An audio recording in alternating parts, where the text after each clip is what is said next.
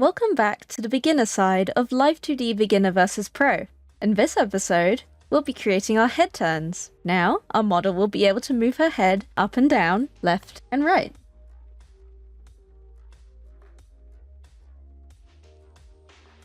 Before we actually rig our head angles, there's a few things we need to prepare. First, let's create custom mesh for our remaining head pieces. If we start with our face line, we can use the stroke mesh mapping tool to draw along the outline and fix the open sides. We also want to fill the middle just a bit like this. Our face isn't very textured, so we don't need many center points. Now, use the lasso tool and select all of our mesh, and we're going to copy it using Ctrl+C. Confirm our mesh and find our face color part. Delete the current mesh here and paste using Ctrl+V. It will copy over the same mesh we used for our face line, since we want these parts to match. We can use auto mesh for our remaining head parts. Now, let's organize our parts into warp deformers. Let's walk through this together. Starting with our front hair rotation deformers, we're going to create a new warp deformer for each rotation deformer that we have here. We should be naming each of these by part name plus XY, so we know what we use this deformer for later. We can also resize the warp deformers by holding Ctrl and dragging the bounding box like this. For our side hair pieces, we're going to group our left and right pieces together into hair side right XY and hair side left XY deformers. We also want to make a warp deformer for each back hair piece, much like our front pieces. Finally, we'll need a warp deformer for our hairline piece here. For this, hairline XY. Now, for our face pieces. We're going to select all of our eye left pieces and create a warp deformer called eye left. And the same for our eye right pieces. We're then going to select both of these new deformers and create a new warp called eyes XY. Next, select all of our nose pieces and create a warp called nose XY. And the same for our mouth pieces. Let's call this mouth XY. Select both our brow left and right Y/angle deformers and create a new warp called brows XY. We also need to select our face line, color, and blush, and create a warp called face XY. Finally, we need one warp deformer for each ear right XY and ear left XY. That should be all the deformers we need to rig our head angles. Let's start with our angle X first. We're going to hide our hair pieces for now. We'll rig those last. We're going to use each of the warp deformers we created earlier in order to create our head turns, rather than putting all of our face parts into one warp deformer. The reason why we split our deformers like this is so that we have better control over how each of our face parts will move. That way, we can achieve more depth. Since we're going to be rigging the head turn in parts, let's hide our facial features for now, so we should just be left with our face XY here. Create 3 keyforms on angle X for our face XY deformer, and set this to 30. At this key, we're going to make our head turn to our right. Click and drag the middle bezier of the warp deformer to the right like this. We also want to bear in mind the actual shape of the head as we create this turn.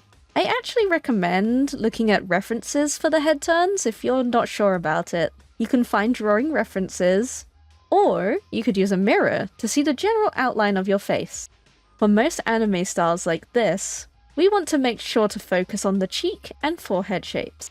We'll pull out the cheek a little here and the forehead here by adjusting the deformer like this. There should also be a slight indent for the eye and near the chin here. Once we're happy with this side, we'll use motion mirroring to rig the other side for us.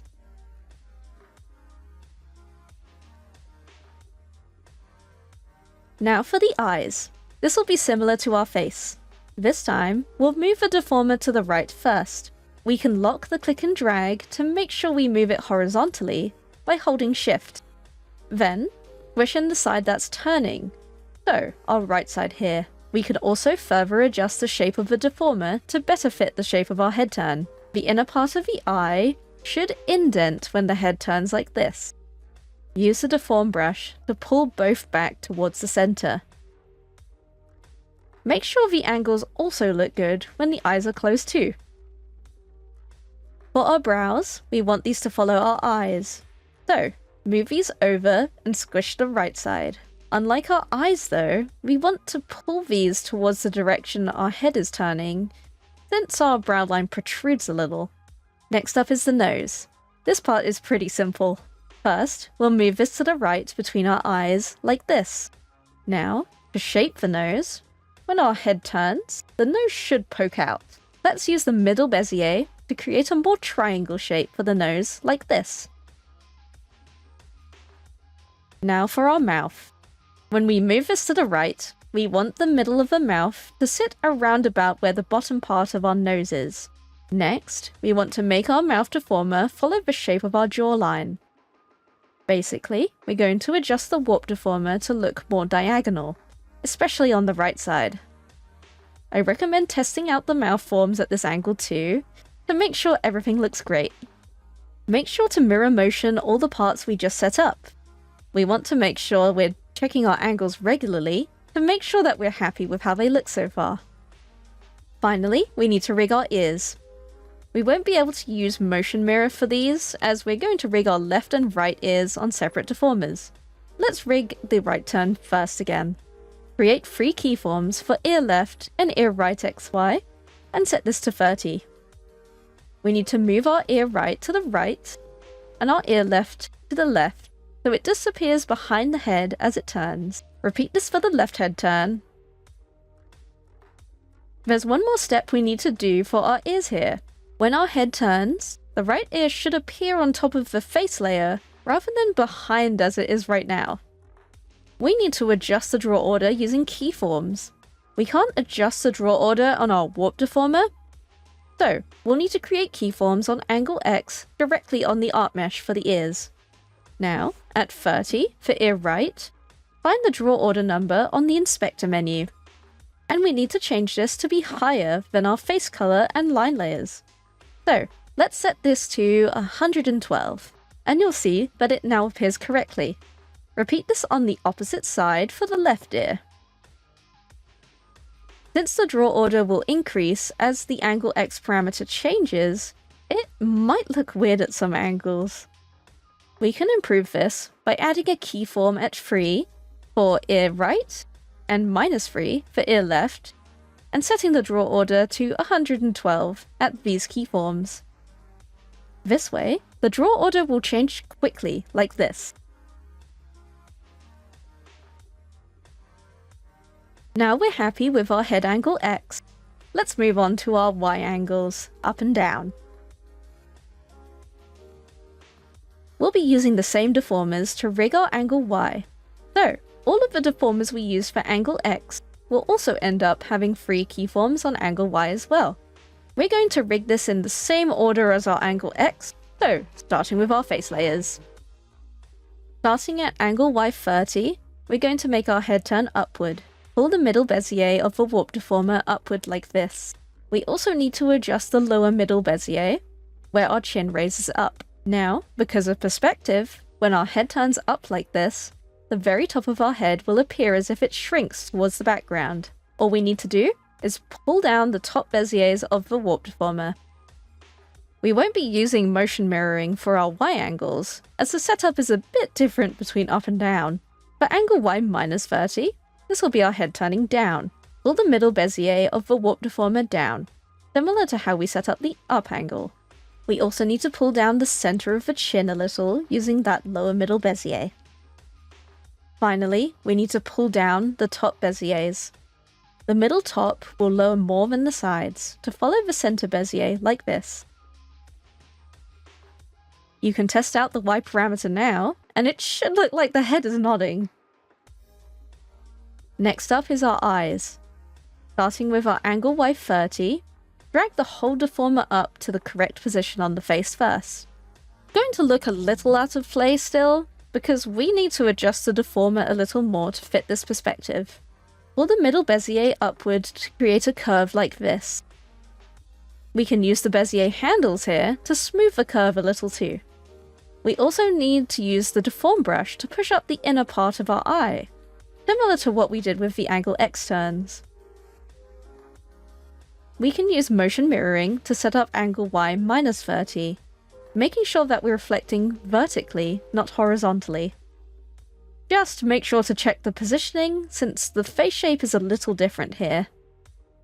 The brows will once again follow the eyes pretty much, including a similar curve with our warp deformer.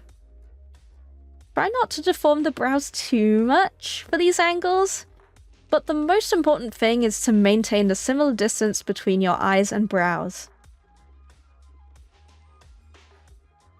Our nose is pretty simple again. Follow the eyes both up and down respectfully. This time, we pull up the center Bezier when we look up, and pull down when we look down, to create the nose shape at these perspectives. Now, for the mouth. The setup is a little different here. We still want the mouth to follow the nose for both up and down. I recommend setting the mouth open to 1 whilst we set this part up, so it's easier to see the adjustments. For angle Y30, we want to pull up the center and top center Beziers like this. It should extend the mouth a little bit. Make sure that the top lip doesn't get too close to the nose, so adjust down if needed. For angle Y minus 30, we want to pull down the center and top center Beziers. We also want to pull up the side Beziers, so that the mouth better fits the jaw here. You should also double check the mouth forms here to make sure that all the mouth shapes are looking good for both Y angles. Finally, the ears. These are a lot simpler for angle Y compared to angle X actually. Select both left and right ear deformers. We need to move both up and down for angle Y to follow the face first. Then, we can deform them further to fit the perspective. At angle Y30, we want to adjust the top of the ears inward and the bottom of the ears out, a little like this. And it should be the opposite at angle Y minus 30. Double check your Y angles to make sure they aren't deforming too much. They should now follow the head properly. Now that we have both angle X and angle Y set up, we need to set up our corner angles. First, let's link these parameters and select everything we've rigged on here by clicking select. Now, let's synthesize the corners. But it's not quite that easy, unfortunately. If you test the corners now, it's gonna look super weird. Basically, when we synthesize our corners, Live2D is basically combining our current deformations for the X and Y angles. The problem is that at these diagonal angles, the perspective of the head changes too. But don't worry, let me explain a very quick and easy way to adjust these corner angles by introducing you to a new tool. We should still have everything selected. Let's start with our top left corner. Navigate to Modeling, Temporary Deform tool, and click Perspective. It's going to put all of our warp deformers into this single box. Now, if we click and drag any of these red squares around the edge of the box, you'll see that it's deforming everything together. For this angle, we need to adjust the head diagonally. We'll pull down the left side and pull up the right side like this. Then, move the top side to the left and the bottom side to the right. We should be constantly checking our head movements as we adjust this too, to make sure the transition to the corner looks good. Once we're happy with our first corner, we finish using the tool by clicking that tick here. That's our first corner done. Super simple, right? We can also use motion mirroring to reflect everything over to the top right corner, except for the ears. Since the ears are on separate left-right deformers, they won't reflect properly using motion mirroring. We'll just use the perspective tool to adjust the other side. Now for our bottom corners. Let's set up the lower left corner first. Similar to the top left corner, but opposite. Pull the left side up and the right side down. Then the top side right and the bottom side left. Check all the left side angles before we finish using the perspective tool to make sure we're happy with how our head's moving. And then reflect everything but the ears with motion mirroring. Finally, we just need to fix the ears on the lower right side. And that's the corners all done. The final step to complete our head angles is to rig our hair to follow the head.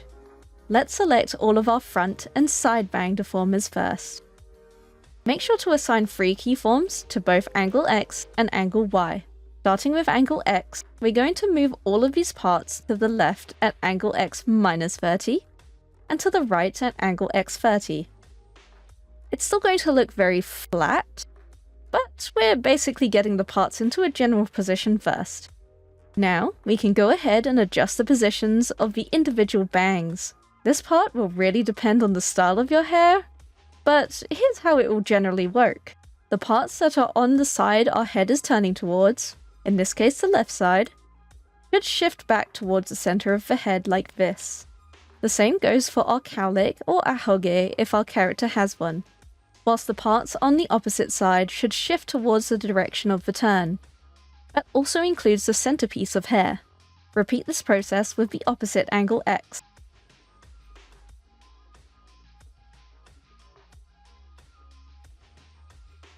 Our back hair pieces have a similar setup, but we don't need to move our parts as far, just a little towards the turning angle. For our individual strands, we actually only need to adjust the parts on the opposite side of the turn. For our left turn, we want to move our back hair left 1 and 2 to the left like this. It makes our back hair look far more three-dimensional, right? And we should do the same for the right turn with our back hair right 1 and 2. Now, let's move on to our Y angles. These are actually super simple. Selecting all of our front and side bangs again, we're going to move them all up at Y30 and down at Y minus 30.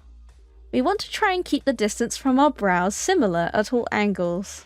We don't really need to adjust our individual bangs here, but for an added touch, you can move just the front bangs up and down a little further, so that they feel separate from the side bangs.